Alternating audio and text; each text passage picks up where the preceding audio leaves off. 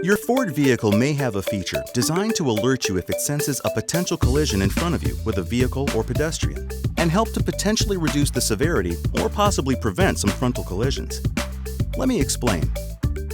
Pre-collision assist may help drivers avoid rear-end collisions with other vehicles, while pedestrian detection can help the driver avoid pedestrians crossing in front of them. The system uses radar and camera technology to scan the roadway ahead.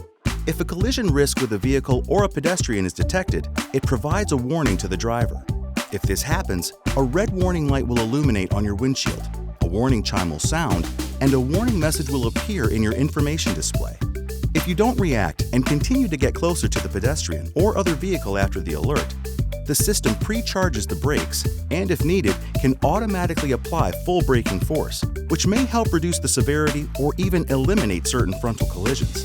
You can change the sensitivity of the warning system to one of 3 settings by using the 5-way control on your steering wheel.